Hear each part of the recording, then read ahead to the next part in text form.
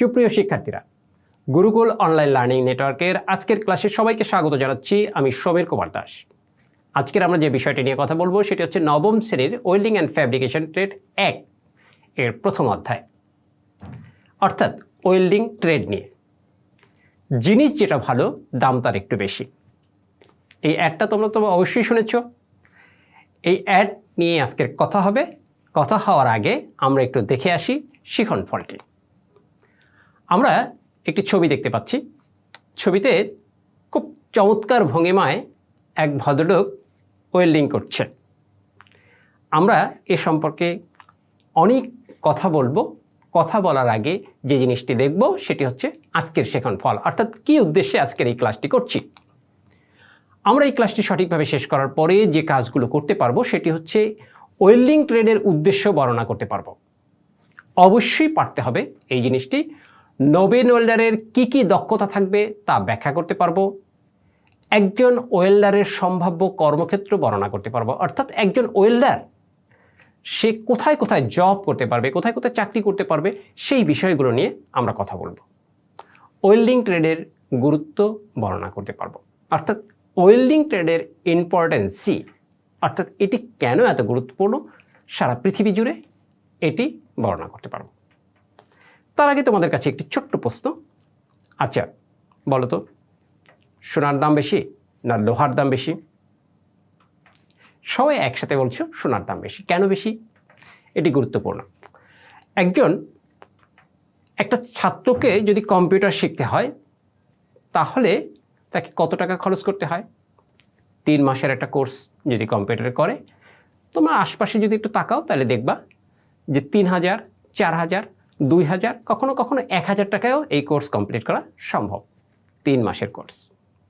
পক্ষান্তরে ওয়েল্ডিংয়ের একটা 7 দিনের যদি কোর্স করতে হয় তোমাকে, তাহলে তোমাকে পে করতে হবে কম করে হলেও 30,000 বা 35,000।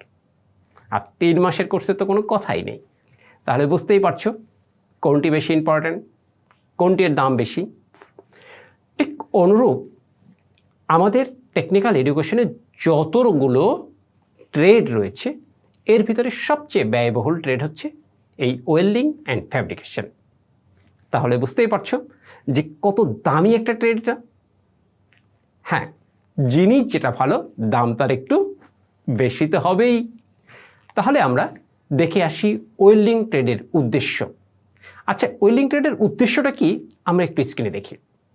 শিল্প কারখানায় উৎপাদন করতে হলে প্রয়োজন ধাতুকে জোড়া দেওয়ার, অর্থাৎ যখনই আমি কিছু প্রোডাক্ট করব, যে কোনো প্রোডাক্ট, সেটা কাঠের হোক, লোহার হোক বা বিল্ডিং হোক, আমরা যদি যে কোনো প্রোডাকশনে যখন যাব, আমাদের ফার্স্ট যে জিনিসটা দরকার সেটা হচ্ছে জোড়া দেওয়া। ওয়েল্ডিং আবিষ্কারের পূর্বে রিভেটের সাহায্যে এর জোড়া দেওয়া হতো। যখন আমরা ওই ওয়েল্ডিং আবিষ্কার করতে পারিনি তখন রিভেট জোড়া দেওয়া হতো। যে ওয়েল্ডিং করে তাকে বলা হয় ওয়েল্ডার। আমি আবার বলছি, যিনি ওয়েল্ডিং করেন তিনি হচ্ছেন welder. I M A welder. Yes, আমি একজন ভালো ওয়েল্ডার, আমি এর জন্য গর্ব করি। আচ্ছা, ওয়েল্ডিং ট্রেডের মূল উদ্দেশ্য হলো ওয়েল্ডার তৈরি করা। আমরা ওয়েল্ডিং ট্রেডের মূল উদ্দেশ্য কি বা ওয়েল্ডিং ট্রেডের উদ্দেশ্য কি, এই প্রশ্নটা প্রায়শই তোমাদের পরীক্ষায় এসে থাকে। তাহলে এক কথায় তোমরা যদি লিখতে চাও তাহলে ওয়েল্ডিং ট্রেডের উদ্দেশ্য হচ্ছে ওয়েল্ডার তৈরি করা। ওয়েল্ডারকে যিনি ওয়েল্ডিং করেন। ওয়েল্ডিং ট্রেডের মূল উদ্দেশ্য হলো ওয়েল্ডার তৈরি করা।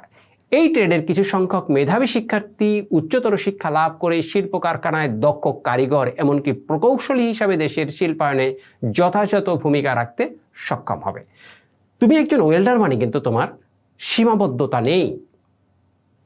তুমি যে শুধু সারা জীবন ওয়েল্ডিং করবে এমন নয়, কারণ তুমি ইচ্ছে করলে এই ওয়েল্ডিং থেকে তুমি নিজেকে কারিগর, এমনকি প্রকৌশলী হিসাবে প্রকাশ করতে পারো নিজেকে। No problem. তাহলে আমরা দেখলাম ওয়েল্ডিং ট্রেডের উদ্দেশ্য ওয়েল্ডার তৈরি করা। এবং ওয়েল্ডার কাকে বলে, এই প্রশ্নটি কিন্তু তোমাদের পরীক্ষায় প্রায়শই আসে। ওয়েল্ডার হচ্ছেন যিনি ওয়েল্ডিং করেন, তিনি ওয়েল্ডার। সুপ্রিয় শিক্ষার্থীরা, আমরা অলরেডি 2টি প্রশ্নের জবাব পেয়ে গেছি, অর্থাৎ তোমরা যখন বোর্ড ফাইনাল পরীক্ষায় অংশগ্রহণ করবে, এই দুটি প্রশ্নের ভিতরে একটি প্রশ্ন, কখনো কখনো দুটি প্রশ্নই পরীক্ষায় দারুণভাবে এসে থাকে। এরপরে দেখি নবীন ওয়েল্ডারের দক্ষতা সমূহ। একজন নবীন ওয়েল্ডার ওয়েল্ডিং ট্রেড সম্পন্ন করার পরে তিনি কি কি কাজ করতে পারবেন? এই ট্রেড শেষ করার পর একজন নবীন ওয়েল্ডার ওয়েল্ডিং মেশিন এবং যন্ত্রপাতি চিনতে পারবেন। হ্যাঁ, ওয়েল্ডিং করতে গেলে তাকে তো অবশ্যই মেশিন এবং যন্ত্রপাতি চিনতেই হবে। শুধু চিনলেই হবে না, তা রক্ষণাবেক্ষণ করতে পারবেন, অর্থাৎ মেনটেনেন্স করতে পারবেন। ওয়েল্ডিং করতে পারবে, ওয়েল্ডিংয়ের দোষ ত্রুটি শনাক্ত করতে পারবে এবং ত্রুটিগুলো প্রতিকার জানবে। তাহলে দেখো, আমরা যে ওয়েল্ডিং করি, আমি যে একজন ওয়েল্ডার, আমার কি কি দক্ষতা থাকবে? আমি ওয়েল্ডিং মেশিন চিনি, এর মেনটেনেন্স জানি, ওয়েল্ডিং করতে পারি, ওয়েল্ডিংয়ের যে ত্রুটি বিচ্যুতিগুলো আছে সেগুলোকে আইডেন্টিফাই করতে পারি, অর্থাৎ চিনতে পারি, এবং এই ত্রুটি কিভাবে মিনিমাইজ করা যায়, এই ত্রুটি যাতে না হয় এই সমস্যার সমাধানগুলো করতে পারি। সর্বোপরি আরও একটা জিনিস পারি, সেটা হচ্ছে ওয়েল্ডিংয়ে ব্যবহৃত ধাতুগুলো চিনতে পারি, অর্থাৎ কোন কোন ধাতুগুলোকে আমরা ওয়েল্ডিং করতে পারি এবং এটা কোন ধাতু সেটাকে চিনতে পারি। জিনিসটা কিন্তু এত সহজ নয়।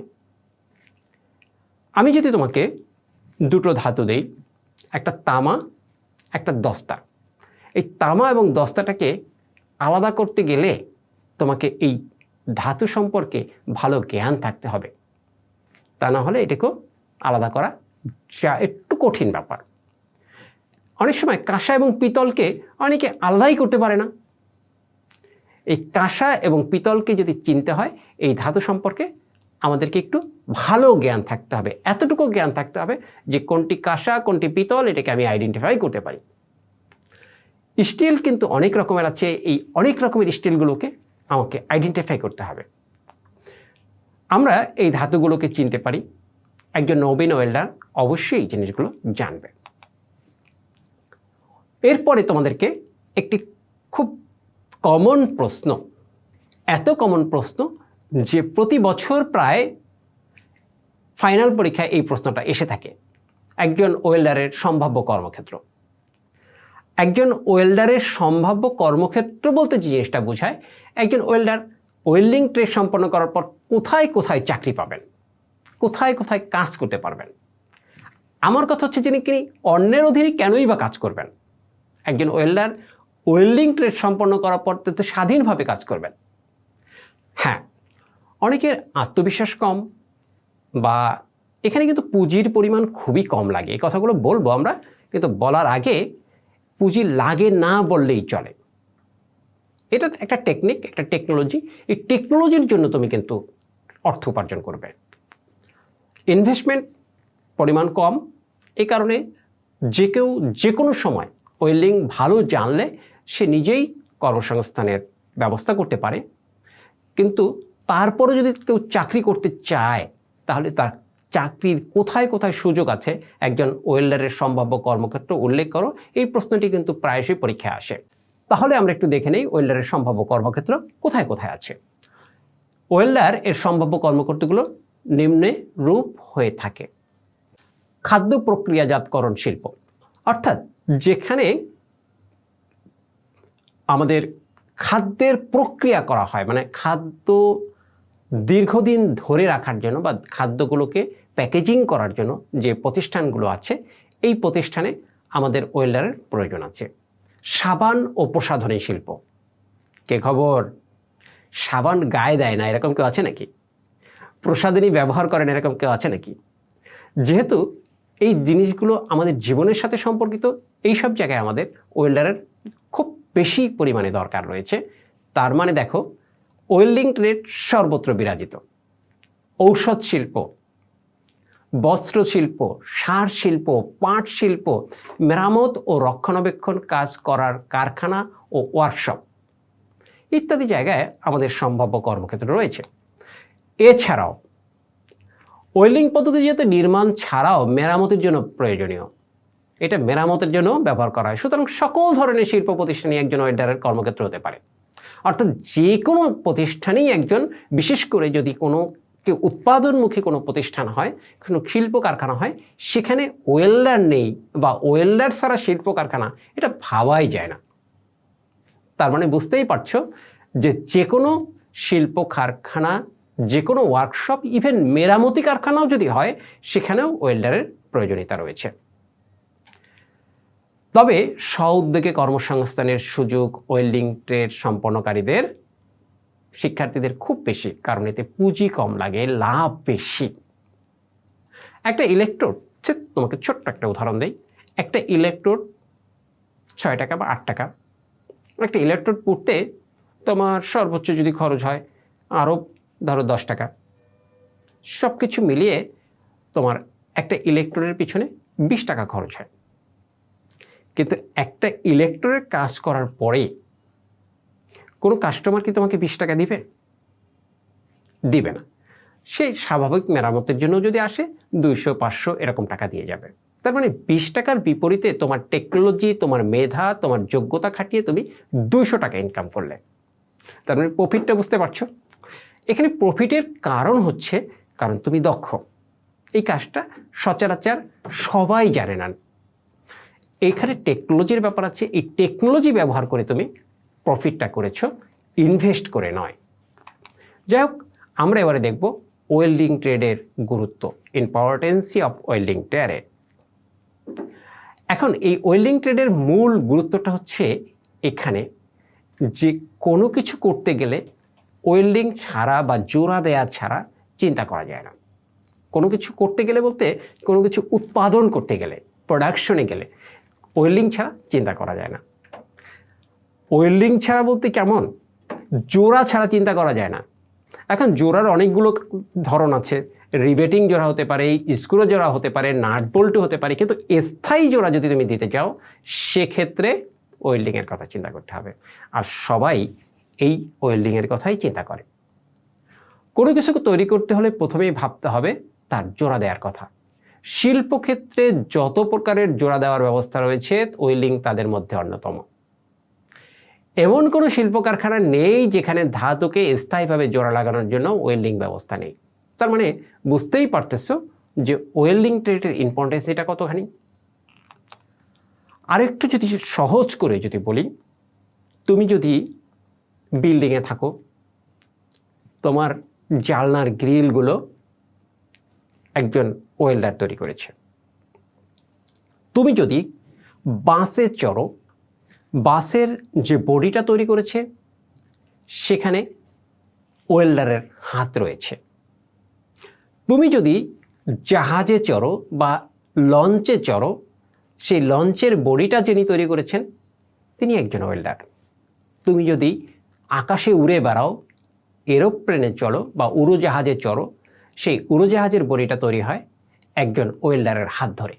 অর্থাৎ তুমি বিল্ডিংয়ে থাকো, গাড়িতে থাকো, লঞ্চে থাকো অথবা উড়োজাহাজেই থাকো, যেখানেই থাকো একজন ওয়েল্ডারের অবদান তোমার জীবনে কিন্তু রয়েছেই। তাই বুঝতে পারতেছো যে একজন ওয়েল্ডার কতখানি ইম্পর্টেন্ট তোমার দেশের জন্য, তোমার জাতির জন্য, সারা বিশ্বের জন্য। সভ্যতা এগিয়ে আসছে একজন ওয়েল্ডারের হাত ধরে। ওয়েল্ডিং ট্রেডের গুরুত্ব বলতে গিয়ে আমি যেটা বলতে চাই সেটা হচ্ছে ওয়েল্ডিং ট্রেডের ছাত্রছাত্রীরা যে বিষয়ে তাত্ত্বিক জ্ঞান ধারণ করে বা তাত্ত্বিক জ্ঞান অর্জন করে সেটা হচ্ছে ওয়েল্ডিং ট্রেডের তাত্ত্বিক বিষয়, তো তাকে জানতেই হবে, সেই সাথে বিজ্ঞান জানতে হবে, অর্থাৎ সায়েন্স জানতে হবে, ধাতুর গুণাগুণ সম্পর্কে জানতে হবে, অর্থাৎ একটা মেটালের কি কি গুণ রয়েছে। এখন কেউ যদি ওয়েল্ডিংয়ের ছাত্র হয়ে একটা হাতুড়ি দিয়ে টিউবওয়েলের গায়ে আঘাত করে তাহলে কি হবে? টিউবওয়েলটা ভেঙে যাবে। যে কোনো সাধারণ মানুষ করুক কোনো আপত্তি নেই, কারণ তিনি জানে না যে লোহাও ভঙ্গুর হয়, লোহাও কাচের মতো ভঙ্গুর হয়, বাড়ি দিলে ভেঙে যায়। হ্যাঁ, আমার বিশ্বাস তোমরা এতক্ষণে চিন্তা করে ফেলেছো যে কাস্ট আয়রন ভঙ্গুর স্যার। হ্যাঁ, কাস্ট আয়রন কোনো কাস্ট আয়রন কোনো একটা জিনিসের গায়ে আঘাত করা যাবে না। সে চাপা লোড নিতে পারবে, কিন্তু সাডেন লোড মানে দ্যাট মিনস বাড়ি দেওয়া যাবে না, আঘাত করলে ভেঙে যাবে। এই বিষয়গুলো আমাদেরকে জানতে হবে, একজন ওয়েল্ডারকে জানতে হবে। তড়িৎ কৌশল অর্থাৎ ইলেকট্রিক্যালের বিষয়গুলো সম্পর্কে কিছুটা বেসিক জ্ঞান থাকতে হবে, মানে সে যেন ইলেকট্রিক্যাল বিষয়গুলো জানে। ওয়েল্ডারের ব্যবহারিক বিষয় সম্পর্কে জ্ঞান অর্থাৎ ওয়েল্ডিং করার দক্ষতা, এই জিনিসগুলো একজন ওয়েল্ডারের তাত্ত্বিক বিষয়, এই জিনিসগুলো তাকে জানতে হবে। এবার একটু দেখি একজন ওয়েল্ডার কি কি ব্যবহারিক বিষয়ে পারদর্শী হবে। হ্যাঁ, স্কিল, সে অনেক কিছু জানে কিন্তু কাজ করতে পারে না, আমি বিশ্বাস করি তার কোনো দাম নেই। আমরা জানার পাশাপাশি আমার কাজ করার দক্ষতা থাকতে হবে। এই দক্ষতাটা কি কি দক্ষতা তাকে অর্জন করতে হবে? প্রথমেই যে কাজটা করতে হবে সেটা হচ্ছে ফাইলিং। খুব সহজ মনে হয়, ফাইল দিয়ে ঘষে ঘষে একটি মেটালকে আস্তে আস্তে ক্ষয় করার প্রক্রিয়া হচ্ছে ফাইলিং। খুব সহজ মনে হলেও এটি কিন্তু এত সহজ নয়, এখানে অনেক দক্ষতা অনেক স্কিলের দরকার রয়েছে, যে কারণে এই ফাইলিংটা আমাদের খুব মনোযোগ দিয়ে শিখতে হবে। এটি তোমাকে কোনো অবস্থাতেই এই থিওরিক্যাল ক্লাস করিয়ে শেখানো যাবে না, সে কারণে এই নিয়ে খুব বেশি কথা আমরা বললাম না, এটি তোমাকে ব্যবহারিক ক্লাসেই শিখতে হবে। হ্যাকসো দিয়ে ধাতু কর্তন, এটাকে আমরা হ্যাকসয়িং বলি। হ্যাকসয়িং অর্থাৎ হ্যাকসো দিয়ে ধাতু কাটা, এটি একজন ওয়েল্ডারের একটি ব্যবহারিক দক্ষতা, এটি থাকতে হবে একজন ওয়েল্ডারের ভিতরে। চিপিং করা অর্থাৎ চিজেল দিয়ে অল্প অল্প করে ধাতু ক্ষয় করার নাম হচ্ছে চিপিং, এই চিপিং করার দক্ষতা একজন ওয়েল্ডারের থাকতে হবে। ড্রিলিং করা, ড্রিল মেশিন সাহায্যে কোনো একটা কার্যবস্তুতে ছিদ্র করার যে প্রক্রিয়া সেটি হচ্ছে ড্রিলিং। এই ড্রিলিং করার দক্ষতা থাকতে হবে কার? একজন ওয়েল্ডারের। তার মানে দেখো, মেকানিক্যাল বিভাগের অনেক দক্ষতা কিন্তু একজন ওয়েল্ডারের ভিতরে থাকতে হয়। এরপরে যে দক্ষতাটা থাকতে হবে সেটি কিন্তু খুবই ইম্পর্টেন্ট, সেটা হচ্ছে মাপন যন্ত্রের ব্যবহার করা অর্থাৎ মেজারমেন্ট।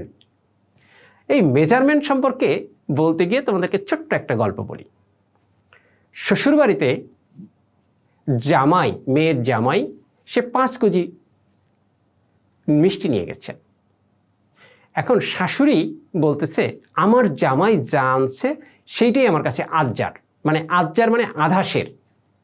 এখন জামাই চিন্তা করতেছে, আরে আনলাম 5 কেজি মিষ্টি, শাশুড়ি বলতেছে আধা কেজি মিষ্টি, এটা কেমন? এটা হচ্ছে তার মেজারমেন্ট সম্পর্কে দক্ষতার অভাব, যে 5 কেজি এবং আধা কেজির ডিফারেন্সটা সে বোঝে না। সে বুঝতো যে আজ্জার মানেই অনেক কিছু।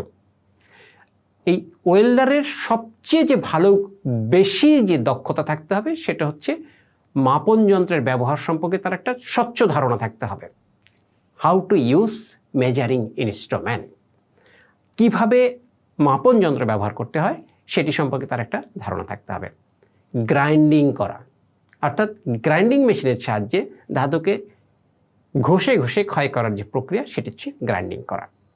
অর্থাৎ দেখো, আমাদের একজন ওয়েল্ডারের ভিতরে মেকানিক্যাল ডিপার্টমেন্টের অনেক দক্ষতা থাকতে হবে।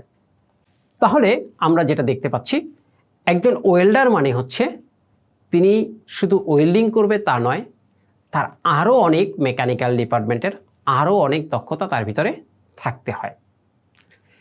এই অধ্যায়টি শেষ করার পরে আমরা এখন দেখব এই অধ্যায়ে ইম্পর্টেন্ট প্রশ্ন বা গুরুত্বপূর্ণ প্রশ্ন কোনগুলো রয়েছে, যেগুলো আমরা সচরাচর পরীক্ষার সময় পেয়ে থাকি। পরীক্ষার হলে ঢুকেই প্রশ্ন দেখেই আমরা দেখব এই প্রশ্নগুলো আমাদের পরীক্ষায় এসছে। এই অধ্যায়ের গুরুত্বপূর্ণ প্রশ্নগুলোকে এক নজরে দেখে নেই। ওয়েল্ডিং ট্রেড সম্পন্ন করার পর একজন নবীন ওয়েল্ডার কী কী কাজ করতে পারবে, আমরা কি এটি নিয়ে আলোচনা করেছি? একটু আগেই তো করলাম। ফাইলিং করতে পারবে, চিপিং করতে পারবে, গ্রাইন্ডিং করতে পারবে, ড্রিলিং করতে পারবে। এই বিষয়টা একটু ভালো করে দেখতে হবে, কারণ এটি পরীক্ষায় আসে।